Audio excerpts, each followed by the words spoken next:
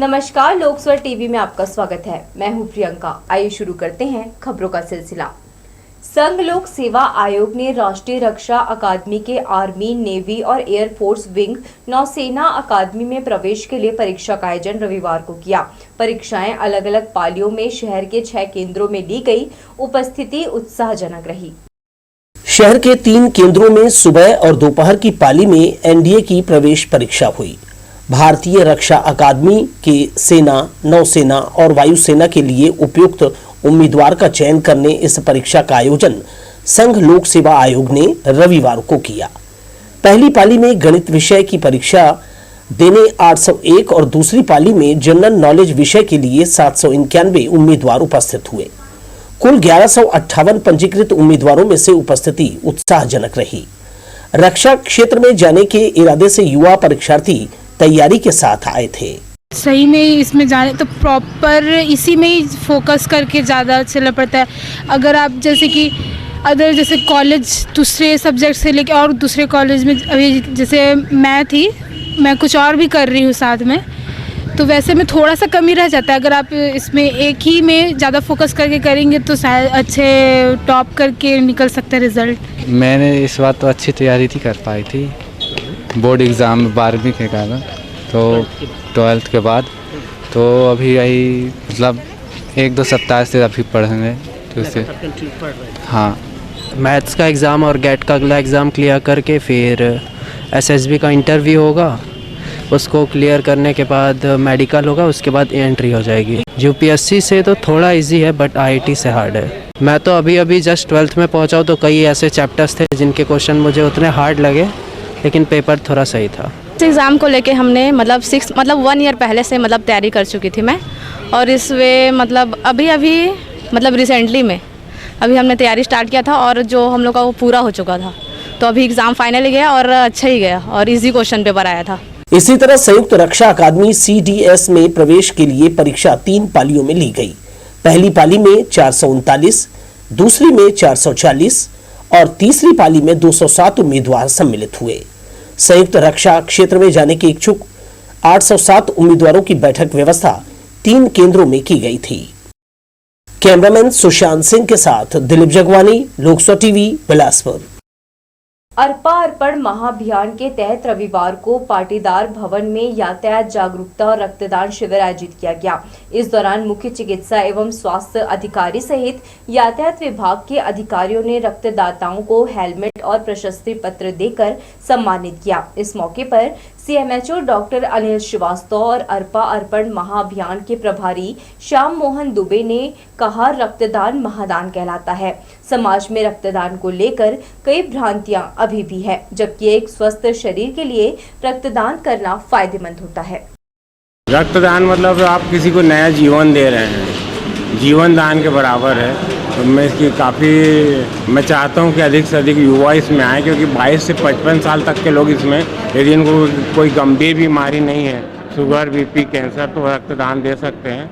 और ये भ्रम है लोगों में कि रक्तदान देने से कमजोरी आती है, ऐसी कोई बात नहीं रहती। आपके शरीर में 15 दिन के भीतर पूरा रिकवर हो जाता है। तो मैं चाहता हूँ अधिक से अधिक लोग इस अभियान में शामिल हों और प्रतिवर्ष इस टाइप के आयोजन करते रहें। सभी भाई बहन यहाँ आकर के अपनी समय निकाल करके रक्तदान दे रहे हैं, जो वाकई में एक अद्भुत दृश्य यहाँ में देखने को मिल रहा है। यहाँ में उस सब कोई आ रहे हैं।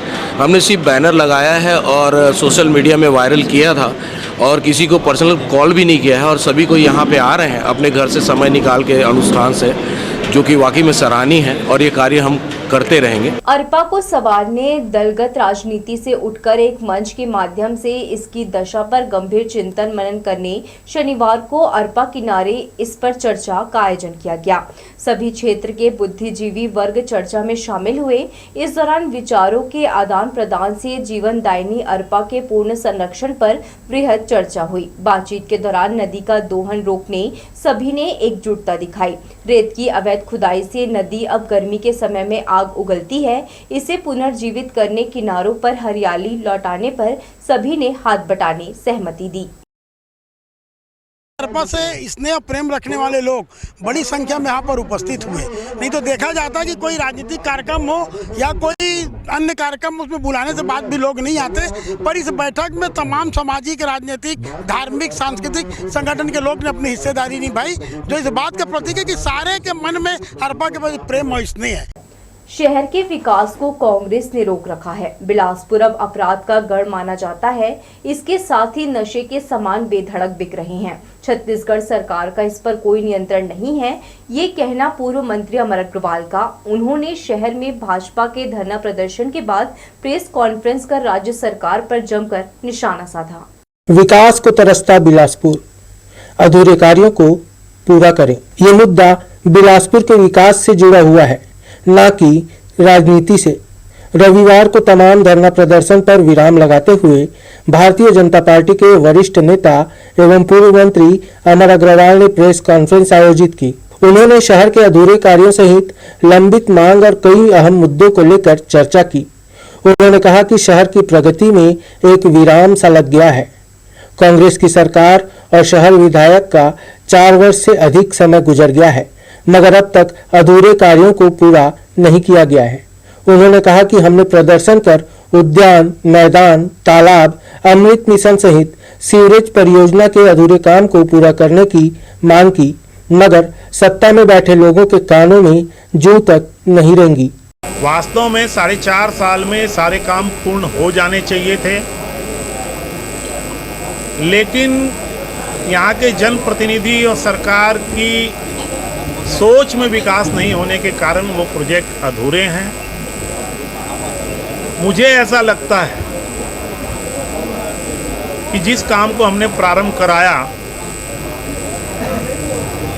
माँ बिलासा देवी भी यही चाहती है कि इन कामों को पूर्ण भी यही लोग करें, तो हम पूर्ण करेंगे। अब लोकतंत्र में जो धरना प्रदर्शन कर सकते हैं, आवाज़ उठा सकते हैं, वो कर रहे हैं। ना सुने, जनता इनको उचित जगह भेज देगी, बाकी जो आएंगे वो करेंगे काम। उन्होंने इस दौरान शहर विधायक के विषय में कुछ भी कहने से इनकार करते हुए कहा कि आलोचना समालोचना उसकी की जाती है जो कुछ कार्य करे, मगर वो तो कुछ करते ही नहीं। ऐसे में उनके बारे में क्या बोलूं। उन्होंने कहा कि जनता अब समझ गई है और आने वाले समय में इसका जवाब भी देगी। प्रेस वार्ता के दौरान बड़ी संख्या में पत्रकारगण मौजूद रहे। लोकसभा टीवी के लिए कैमरामैन प्रदीप भोई के साथ नीरज शर्मा, बिलासपुर। घर से बाहर लोगों के लिए तमाम दुश्वारियां मुंह बाय खड़ी है। सड़क पर ट्रैफिक का शोर है। चिलचिलाती धूप और धूल फाकना शहर वासियों की नियति बन चुकी है। विकास के नाम पर फैली अव्यवस्था से लोगों को रोजाना 2-4 होना पड़ता है। शहर में इन दिनों नाली निर्माण किया जा रहा है, इससे चारों तरफ धूल है। सड़क किनारे पड़ी गंदगी मिट्टी के टीले में बदल गई है। वाहनों के आने जाने से धूल का गुबार उठता है, इससे सभी परेशान हैं। निर्माण सामग्री सड़क पर रख दिया जाता है, जिससे कम चौड़ी सड़कों पर चलना दूभर हो जाता है। अमेरी चौक से नेहरू नगर होते हुए जराभाटा मार्ग में सबसे ज्यादा दिक्कत है। धूल मिट्टी से दुकानदार कई महीनों से हलाकान है। नेहरू नगर में निजी अस्पताल आने वाले लोग अपने वाहन सड़क पर खड़ा कर देते हैं, इससे अव्यवस्था पैदा होती है। निर्माण के बाद सफाई नहीं करने से सड़क पर मिट्टी मलबा फैला है। एक छोर से दूसरी तरफ सड़क पर उड़ती धूल लोगों को बीमार कर रही है। 15 साल विपक्ष चिल्लाता रहा, अब बदली राजनीतिक परिस्थितियों में जनता आज भी उन समस्याओं से उबर नहीं सकी है। कैमरामैन सुशांत सिंह के साथ दिलीप जगवानी, लोकसभा टीवी, बिलासपुर। रेलवे परिक्षेत्र में 7 दिवसीय सोलापुरी पूजा आयोजन का रविवार की शाम भव्य शोभा यात्रा निकालकर समापन किया गया। इससे पहले दोपहर में माता की विधि विधान से पूजा अर्चना की गई। समिति के सदस्यों और अन्य राज्यों से आए भक्तों ने मां की आराधना करते हुए मनोकामना पूर्ति का आशीर्वाद मांगा। सोलापुरी पूजा समिति के सचिव ने जानकारी देते हुए बताया कि लगभग 20 वर्षों से आयोजन किया जा रहा है, जिसके जरिए भक्तों की मनोकामना पूरी होती है।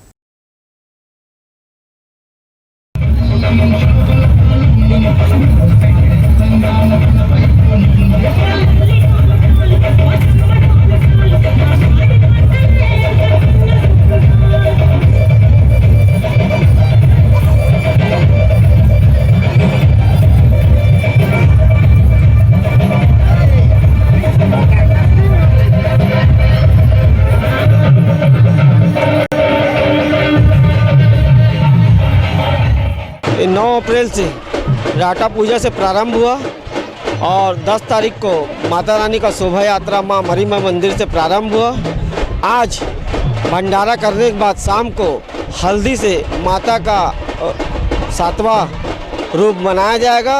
उसके बाद शोभा यात्रा निकाला जाएगा। शाम को मरीमा मंदिर में खंडित करके प्रसाद के रूप में हल्दी को बांटा जाएगा। 7 दिन रेलवे परिक्षेत्र में भव्य माहौल रहा, भक्तिमय माहौल रहा और अलग अलग राज्यों से भी भक्तगण यहाँ माता रानी का आशीर्वाद प्राप्त करने पंडाल पहुँचे हैं और हम सब प्रार्थना करते हैं सुख शांति समृद्धि बने रहे। युवक की अधजली लाश की पहचान होने से पुलिस के लिए जांच करना आसान हो गया। रविवार सुबह तखतपुर नगर के एक खेत में यह लाश पाई गई। युवक की अधजली लाश मिलने की खबर तखतपुर में तेजी से फैल गई। नगर के हृदय स्थल वार्ड क्रमांक 2 कैलाश नगर के खेत में लाश सबसे पहले एक चरवाहे ने देखी थी। पैरे में लिपटा शव देखकर घबराया चरवाहा आनन फानन पास के ही एक मकान पहुंचा और इसकी जानकारी मालिक को दी। सूचना मिलते ही पुलिस मौके पर पहुंची। अब तक लोगों की भीड़ यहां जुट गई। मृतक कौन है जानने उत्सुक थे। लाश पर से जला पैरा हटाया। जैसा कि देखने से पता चल रहा था कि पैरा में लपेटकर लाश जलाने की कोशिश की गई थी, लेकिन अज्ञात आरोपी मंसूबे में पूरी तरह कामयाब नहीं हो सका। मैं ये बगल के प्लाट में घर है मेरा और मैं अपने गेहूं कटाने के लिए आया था तो एक बकरी चरवार माखन बैठ वो मेरे पास आया और बताया कि यहाँ पे कुछ लाश जला टाइप लग रहा है मोनू ऐसा है। तो मैं देखने आया को देखकर मैंने लाश देखी तो मैं 112 को फ़ोन किया और पुलिस वाले को बताया कि यहाँ पे एक बॉडी पड़ी है सर जला हुआ और ये शायद रात की घटना लग रही है सर। लाश 18 से 20 वर्ष के युवक की है। हत्या की दिशा में जांच में जुटी पुलिस को अधजले शव की शिनाख्त होते राहत हुई। युवक पास के गांव निगार बंद कर रहने वाला बताया गया, जिसकी शिनाख्ती सूरज लोधी के रूप में की गई। मौके से कुछ दूर उसकी बाइक मिली है। जानकारी के अनुसार मृतक के माता पिता का निधन होने से वो घर पर अकेला था। शव को मरचूरी भिजवा दिया गया है। पोस्टमार्टम रिपोर्ट के आधार पर पुलिस अपनी जांच की दिशा तय करेगी। फिलहाल आसपास के लोगों से पूछताछ की जा रही है। लोकसभा टीवी के लिए तखतपुर से शील पाठक की रिपोर्ट। 2 दिन पहले चकरभाटा थाना क्षेत्र में युवक की लाश पाई गई थी। मामले को सुलझाते हुए पुलिस ने हत्या से पर्दा उठा दिया। प्रेमिका ने अपने दूसरे प्रेमी के साथ मिलकर पहले प्रेमी को रास्ते से हटा दिया। मामले में पुलिस ने 3 आरोपियों को गिरफ्तार किया है। 14 अप्रैल की सुबह चकरभाटा थाना क्षेत्र अंतर्गत होटल सेंट्रल पॉइंट इंटरनेशनल के पीछे मिली युवक की लाश के मामले से पुलिस ने आखिरकार 24 घंटे के भीतर पर्दा उठा दिया। मृतक की पहचान अटल आवास सरकंडा निवासी दीपक यादव के रूप में की गई। घटना स्थल पर मिले बियर के बोतल में लगे स्कैनर के माध्यम से पुलिस ने आरोपियों को ढूंढ निकाला। घटना के पहले आरोपी दुर्गेश यादव और मनोज यादव ने व्यापार विहार स्थित शराब की दुकान से बियर खरीदा था। जहां लगे सीसीटीवी फुटेज के आधार पर पुलिस ने आरोपियों की पहचान की।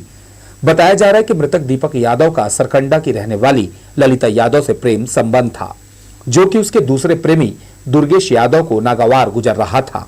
इस बात को लेकर दुर्गेश और ललिता के बीच आए दिन विवाद होते रहता था। 14 तारीख को जो चकरभाटा थाना क्षेत्र में वहाँ एक व्यक्ति की लाश मिली थी, जिसमें बहुत ही क्रूरतापूर्ण तरीके से उसको मारा गया था। ऐसा लग रहा था कि उसको पत्थर से और कुछ भुथरे चीज़ों से मारा गया है। साथ ही साथ उसमें बड़े क्रूर तरीके से उसका हाथ का पंजा काट के आरोपी कहीं फेंक दिए थे। जब पूरी घटनाक्रम की जांच की गई तो इसमें ये पता चला कि मृतक जो है दीपक यादव, उसकी एक प्रेमिका थी ललिता यादव। इसी बीच ललिता यादव का संबंध एक दूसरे व्यक्ति दुर्गेश यादव से हो गया और इन दोनों ने मिल करके जब उस पूर्व प्रेमी को लेकर के विवाद होने लगा तो दीपक यादव को रास्ते से हटाने का इन लोगों ने निर्णय लिया और एक अन्य व्यक्ति मनोज यादव को भी इसमें शामिल किया।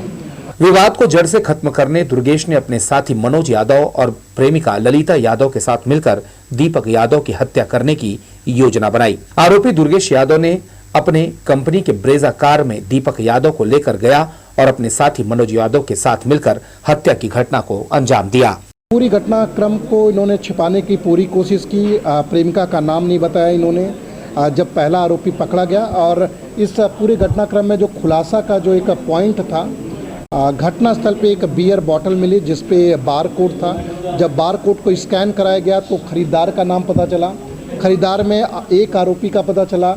वहाँ के कुछ फुटेज मिले जिस पे जो फुटेज बहुत स्पष्ट नहीं थे, लेकिन उसको उसी दिन पकड़ा गया। अगले दिन कुछ और लोगों को पकड़ा गया, तब पूरी घटना का जो ब्यौरा हम लोग को पता चल पाया।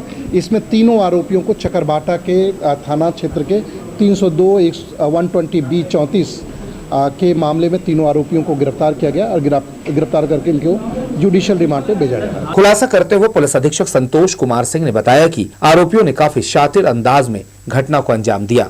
क्राइम पेट्रोल देखकर आरोपियों ने अपराध करने की घटना को अंजाम देने क्राइम सीन क्रिएट किया। फिलहाल मामले में तीनों आरोपी दुर्गेश यादव, उसकी प्रेमिका ललिता यादव और दोस्त मनोज यादव अब सलाखों के पीछे है। कैमरा पर्सन सुशांत सिंह के साथ आशीष मौर्य, लोकसभा टीवी, बिलासपुर। हाईवा चालक से 10,000 रुपए लूट के मामले में पुलिस ने 3 आरोपियों को गिरफ्तार किया है। 14 अप्रैल की रात बलौदा बाजार से हाईवा में रेत भरकर ड्राइवर उमेश यादव पचपेड़ी में से पहुंचाकर वापस लौट रहा था। तभी चिजदा के पास 2 अलग अलग मोटरसाइकिल में आए युवकों ने रोककर उसकी जेब में रखे 10,000 नगद लूट कर फरार हो गए। ड्राइवर ने अपनी सूझबूझ का परिचय देते हुए गाड़ी का नंबर नोट कर लिया, जिसके आधार पर आरोपी पकड़े गए। सागर वर्मा, आदित्य केवट और राजू केवट ने लूट की घटना को अंजाम दिया था। सभी चिल्हाटी पचपेड़ी के रहने वाले हैं। आरोपियों के खिलाफ कार्यवाही की गई है। हाईवा चालक के साथ 3 आरोपी पचपेड़ी थाना क्षेत्र के, उन्होंने उसको रोका और रोकने के बाद उसके साथ मारपीट की और उसके पास जो रखा 10,000 रुपये उससे लूट के भाग गए। जब तीनों इसी बीच जो प्रार्थी अगले दिन थाने में पहुंचा, उसने रिपोर्ट दर्ज कराई। उसको कुछ जो गाड़ी जिससे आरोपी आए थे उसका नंबर उसको याद था। जब गाड़ी को ट्रेस किया गया तो 3 आरोपियों को पकड़ा गया और ऐसा पता चला जो इन्होंने बताया है, सिर्फ शराब पीने की नीयत से कि उनके पास पैसे नहीं थे, तो शराब पीने के लिए उन्होंने ड्राइवर को रोका, उससे लूटपाट की और लूटपाट करके भाग गए। तीनों आरोपियों को इसमें लूट के मामले में गिरफ्तार किया गया, उनको जेल भेजा गया। यातायात नियमों को भूलकर तेज रफ्तार वाहन और लोगों की भागदौड़ खुद उनके लिए घातक साबित हो रही है। ऐसा एक मामला शनिवार को सामने आया, जिसमें 22 वर्षीय छोटे लाल कोसले बिल्हा से मजदूरी कर वापस बरतौरी लौट रहा था। तभी तेज रफ्तार अज्ञात वाहन ने उसे ठोकर मार दी। अचेत अवस्था में सड़क पर पड़े घायल छोटे लाल को राहगीरों की मदद से सिम्स में भर्ती कराया गया है, जहां उसका उपचार किया जा रहा है। तो ये थी हमारी लोकसभा टीवी की तमाम खबरें। अगले बुलेटिन में आपसे फिर होगी मुलाकात। तब तक के लिए पूरी टीम के साथ प्रियंका को दीजिए इजाजत। नमस्कार।